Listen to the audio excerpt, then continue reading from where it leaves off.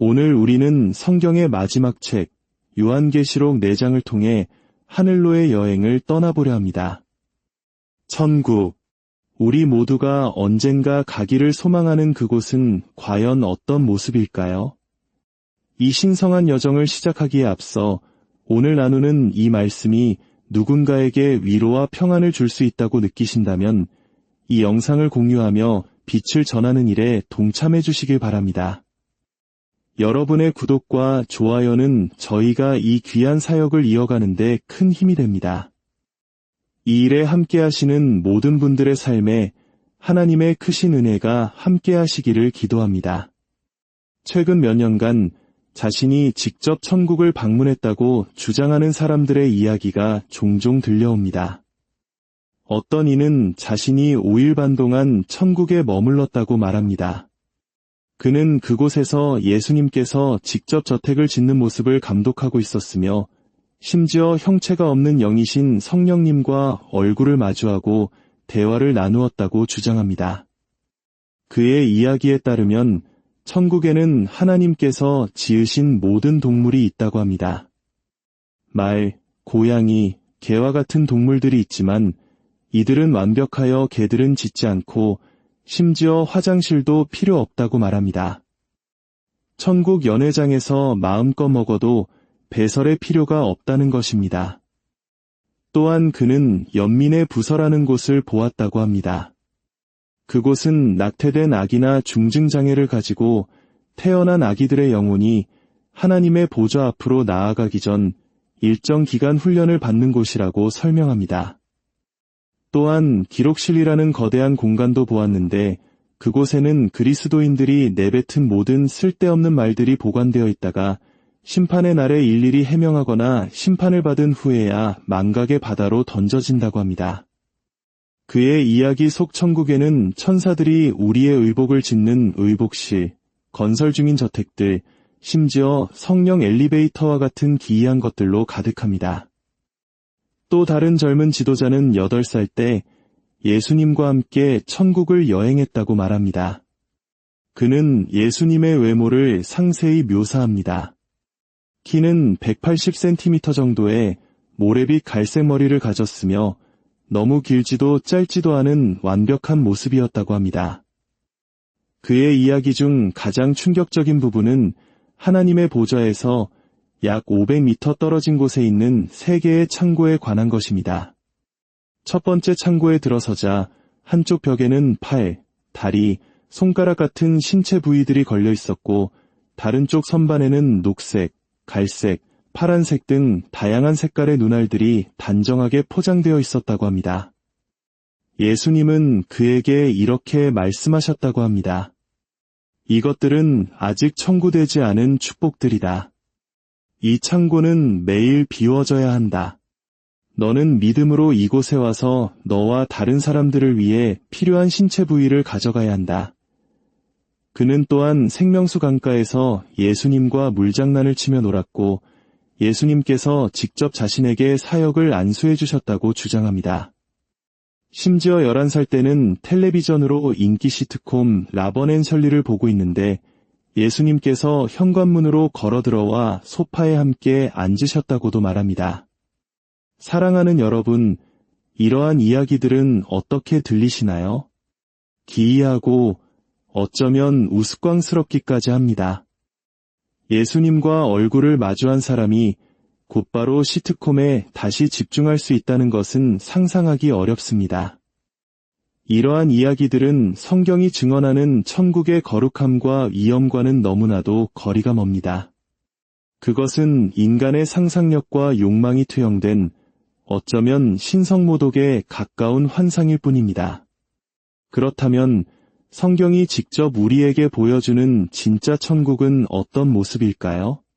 이제 사도 요한과 함께 인류 역사상 가장 위대한 천국 여행을 떠나보겠습니다. 요한계시록 4장 1절은 이렇게 시작합니다. 이 일 후에 내가 보니 하늘에 열린 문이 있는데 내가 들은 처음에 내게 말하던 나팔소리 같은 그 음성이 이르되 이리로 올라오라. 이후에 마땅히 일어날 일들을 내가 내게 보이리라 하시더라. 이 일 후에 라는 말은 요한이 한 장에서 부활하신 예수 그리스도의 영광스러운 모습을 보고 2장과 3장에서 7 교회에 보내는 편지를 받은 후를 의미합니다. 즉, 지상의 교회 시대에 관한 말씀이 끝난 후 새로운 국면이 시작되는 것입니다. 요한은 하늘에 이미 열려있는 문을 봅니다. 땅의 교회 문은 그리스도를 향해 닫혀 있었지만 하늘의 문은 요한과 우리를 향해 활짝 열려 있습니다. 그때 나팔 소리처럼 크고 우렁찬 음성이 들려옵니다. 이리로 올라오라. 이 음성은 한 장에서 들었던 바로 그 음성, 우리 주 예수 그리스도의 권위 있는 음성입니다. 주님은 요한을 부르십니다. 단순히 구경시키기 위함이 아닙니다. 교회 시대 이후에 이 땅에서 반드시 일어날 일들을 보여주시기 위함입니다. 이것은 일부 사람들이 주장하는 교회의 휴거 장면을 상징하는 것이 아닙니다. 이것은 오직 사도 요한 한 사람을 향한 부르심이며 그 목적은 심판과 미래에 대한 계시를 받기 위함입니다. 2절과 3절입니다. 내가 곧 성령에 감동되었더니 보라, 하늘에 보좌를 베풀었고 그 보좌 위에 앉으신 이가 있는데 앉으신 이의 모양이 벽옥과 홍보석 같고 또 무지개가 있어 보좌에 둘렸는데 그 모양이 녹보석 같더라. 주님의 부르심에 응답하자마자 요한은 즉시 성령에 감동됩니다.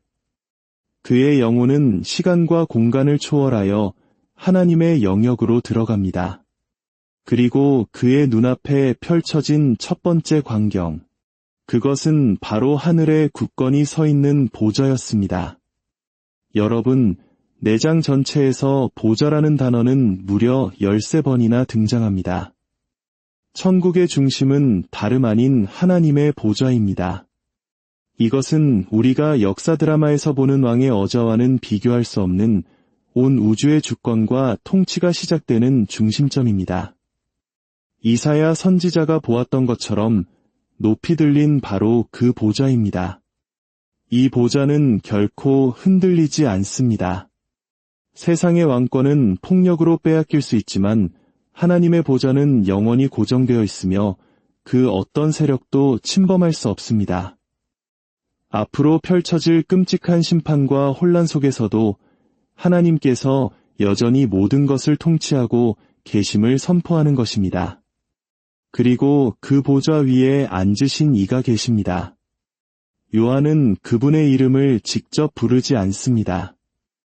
아마도 그 압도적인 거룩함 앞에서 감히 이름을 입에 담을 수 없었을 것입니다. 대신 그는 빛과 색으로 그분을 묘사합니다. 앉으신 이의 모양이 벽옥과 홍보석 같고 벽옥은 오늘날의 다이아몬드처럼 수정같이 맑고 투명하며 모든 빛을 반사하여 눈부신 광채를 내뿜는 보석입니다. 이것은 하나님의 완전한 순결과 거룩함, 그리고 그분의 영광을 상징합니다. 홍보석은 핏빛처럼 붉고 타오르는 듯한 루비입니다. 이것은 죄를 결코 용납하지 않으시는 하나님의 공의로운 진노와 심판의 불길을 상징합니다. 요한이 본 것은 평화롭고 안락한 모습이 아니었습니다. 눈을 뜰 수 없을 만큼 찬란한 영광과 함께 모든 죄를 태워버릴 듯한 두려운 심판의 불꽃이 함께 타오르는 광경이었습니다.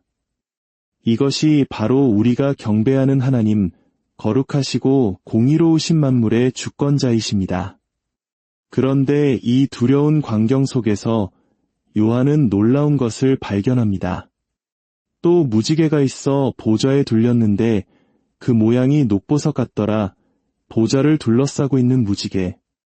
무지개는 창세기에서 하나님께서 다시는 세상을 물로 심판하지 않으시겠다는 언약의 증표였습니다. 즉, 무지개는 하나님의 신실하심과 자비를 상징합니다. 보좌의 중심에서는 심판의 불꽃이 타오르지만 그 주위는 신실한 약속의 무지개가 감싸고 있습니다. 이것은 하나님의 심판이 결코 그분의 자비와 약속을 넘어서지 않음을 보여줍니다. 하나님은 진노 중에도 긍휼을 잊지 않으시는 분입니다. 특히 녹보석 같은 무지개는 우리에게 생명과 평안, 안식을 줍니다. 그 두려운 영광 앞에서 믿는 자들에게는 하나님의 변치 않는 사랑과 보호의 약속이 평안의 빛으로 둘러싸고 있는 것입니다. 사랑하는 성도 여러분, 이것이 바로 성경이 증언하는 천국의 시작입니다. 인간의 상상으로 만들어낸 유치하고 세속적인 장소가 아닙니다. 천국의 중심에는 오직 하나님의 영광스러운 보좌가 있으며 그곳은 거룩한 경배와 공의로운 통치가 시작되는 곳입니다. 우리는 이 비전을 통해 두려움과 동시에 큰 위로를 얻습니다.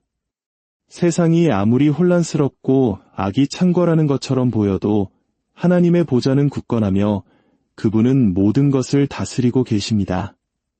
그리고 그 심판의 보좌를 둘러싼 무지개처럼 그리스도 안에 있는 우리를 향한 그분의 신실한 사랑과 약속은 영원히 변치 않을 것입니다.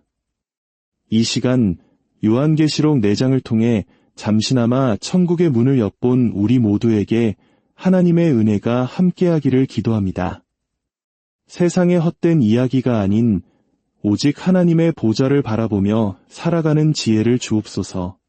우리의 삶이 그 보좌를 향한 경배와 찬양으로 가득 차게 하시고 그분의 신실하신 약속 안에서 참된 평안을 누리게 하옵소서. 여러분의 삶에 그리고 여러분의 가정 위에 하나님의 평강이 가득하시기를 주님의 이름으로 축복합니다. 아멘.